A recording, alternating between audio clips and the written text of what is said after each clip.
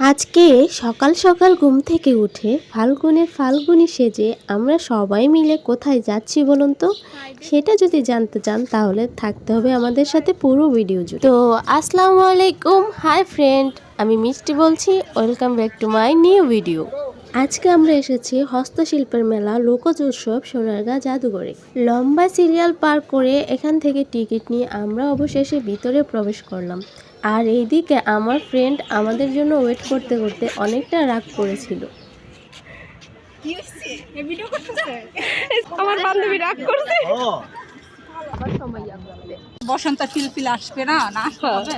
লোকজ উৎসব 2025 হস্তশিল্পের এই মেলাটি সোনারগাঁ জাদুঘরে জানুয়ারি 15 তারিখ থেকে ফেব্রুয়ারি 14 তারিখ পর্যন্ত প্রতি বছরই হয়ে থাকে। তবে এইবারের মেলাতে নতুন কিছু থিম রাখা হয়েছে, যেমন এই সাম্পানটি, সেই সাথে গ্রামের ঐতিহ্যবাহী একটি পালকি এবং ঢেকেও রাখা হয়েছে।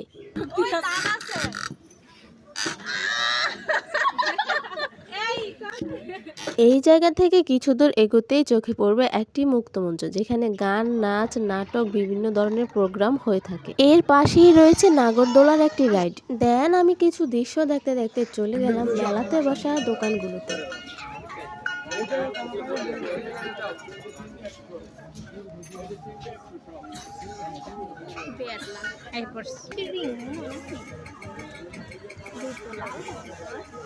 এই মেলাটি যেহেতু হস্তশিল্পের মেলা, সেই জন্য প্রতিটি দোকানে রয়েছে হাতের তৈরি জিনিসপত্র, যা আমরা সবাই মিলে ঘুরে ঘুরে দেখছিলাম। ভিডিও করলে 100, ছবি করলে 150। বললেন কাল কি লাগে বললেন দোস্ত লং রাস্তায় যাও।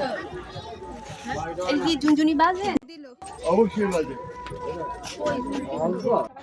আমরা এগুলা ঘুরে ঘুরে দেখছিলাম আর ভিডিও করছিলাম, তার জন্য দোকানদার আমাদের সাথে মজা করছিল যে ভিডিও করলে 100, ছবি তুললে 150। এখানে রয়েছে হাতের তৈরি সুন্দর সুন্দর শোপিস, মাটির তৈরি গহনা এবং হাতের তৈরি হ্যান্ডব্যাগ।